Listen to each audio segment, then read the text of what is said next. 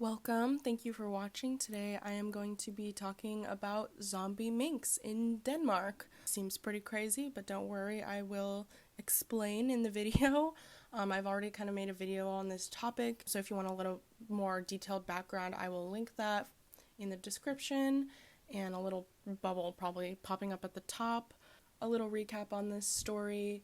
Denmark had ordered all of its mink farmers who farmed the minks, raised minks for their fur to be sold, is to kill all of their minks because there had been a corona outbreak among the minks spreading to them, and then, which would pose a threat to public safety as the minks can spread it to humans, and then humans spread it back to the minks and it just spreads. The virus that the minks were contracting was a mutated version of coronavirus, so it threatened to make any vaccine that people would get for the virus, for the original virus, null because it's the mutated version. So they had to kill all of the minks to ensure. So after they had killed all of the minks, there was a huge outcry. Obviously, farmers were protesting the order from the government, and there were pictures of minks just being buried in shallow graves, which, that's really heartbreaking for me as an animal lover.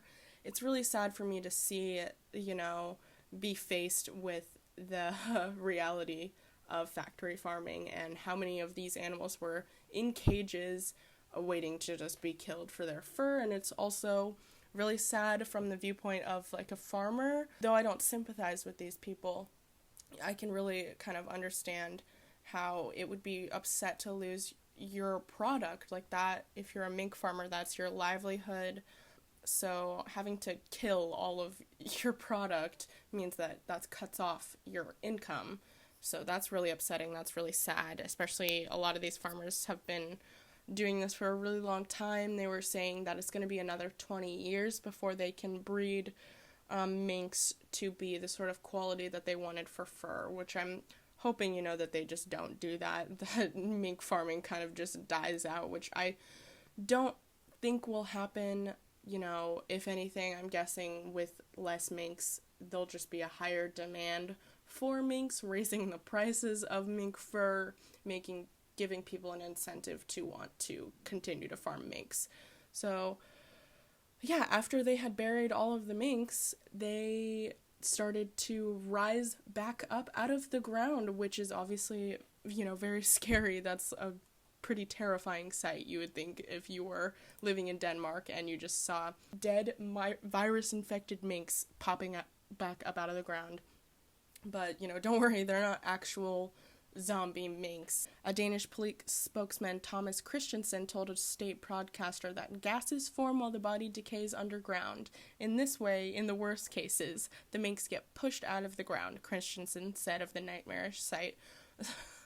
So there's just minks expanding with gases after they die, and then, popping up out of the ground, exploding out of the ground because of that. It could pose a even larger threat to if there's any water sources near the grave sites, if there's any residential areas near the grave sites. The virus could then be, spread through that, or any, other bacteria or diseases that could be in the dead minks. So there were mayors in Denmark calling people to have the minks cremated instead of just buried, which I understand that might be a more expensive process than just burying them, but I don't get why they weren't just cremated in the first place, because it does pose a threat to public safety to have all these mink carcasses just lying around, and it obviously didn't work to just bury them in sort of these 3-foot shallow graves. I just don't understand how that wasn't a foresight to think, maybe we should just burn the carcasses of these virus-infected animals. Because if you're killing them, for public safety, I don't understand why you want to take that extra step. The second step needed for public safety, which is burning the carcasses. And so the nation has planned to cull all 15 million, cull is, killing, that's what they call a mass killing, all 15 million minks in the country, which produces 40% of the world's mink fur. So that is a large, large portion of the mink industry, of the world's mink industry, of the fur industry. And so, like I said before, it's probably just going to raise the demand for mink fur, which I think is really sad because animal fur farming has already been a sort of diminishing industry over the years because there are so many people who see it as an inherently cruel industry and an inherently cruel practice, and as well as it being really unsustainable, way more expensive than just having, regular fabrics for your clothing. It poses such a large threat to public safety because if these minks are dying from the virus, they're probably spreading it to the workers, and then those workers are going out and spreading it to more people, and in turn bringing it back to the minks, and it's just all bad. But now there's probably going to be a higher demand for minks now that a bunch of them have been killed. Taking this subject a little bit closer to home, actually a little way too close for home for me, an Oregon mink farm has a COVID-19 outbreak among animals and workers. So a person working at one of these fur farms had brought the virus in, given it to the minks, and had spread to all the minks. They stopped sending out any product. The workers are in quarantine. The farmer in Oregon did the right thing by self-reporting symptoms very early, and he is now cooperating with us and the Oregon Health Authority in taking care of his animals and staff.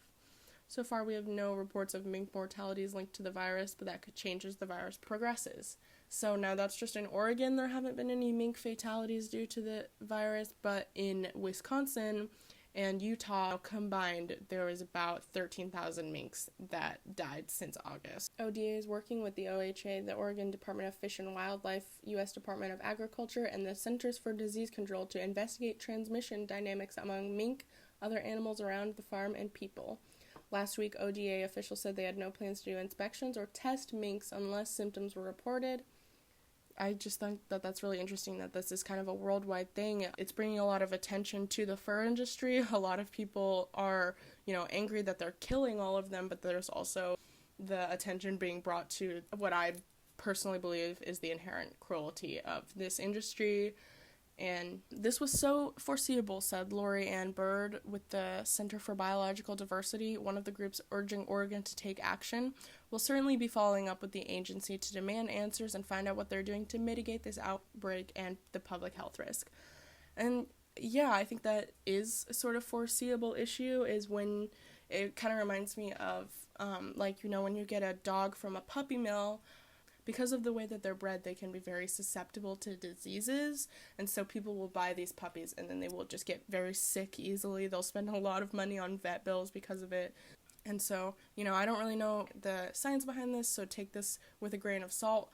Because of the way that they're bred, so that their fur is the quality that the farmers want to be able to sell, they are more susceptible to disease, which is why the virus is spreading so quickly and poses such a large threat to public safety. That's why Denmark had all of their minks killed, is because it posed such a threat to public safety, because it was just spreading so quickly to all the animals, because they're just in cages, there's not really anything to protect them from it spreading throughout. And I haven't heard of a lot of other animals being able to contract this, so you just think why are these minks able to contract the virus? And it's probably because they have, either no immune system or a very weakened immune system because of the way that they are bred. And this also could just be, minks themselves. The species of mink, might just be susceptible to disease in itself, but I haven't seen any other sort of thing talking about animals being able to contract the disease and it being such an issue to where it's spreading to humans. If you have any information on that, I would love to discuss it in the comments. Because this is really interesting to me, because I, personally, I don't buy any sort of animal clothing products.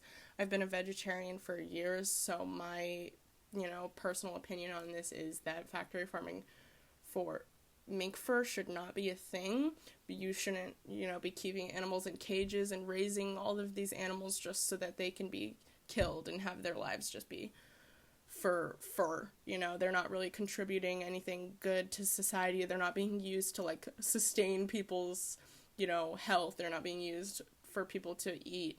They're not being used for, anything other than clothing, which there are so many other channels for us to get clothing. It's a really unsustainable practice to use the minks for fur. There are so many other much more sustainable ways that you can get clothing, that you can get textiles for clothing. It's just really not necessary anymore. If you really want fur, you can go buy it from a thrift shop or something. There is already so much fur.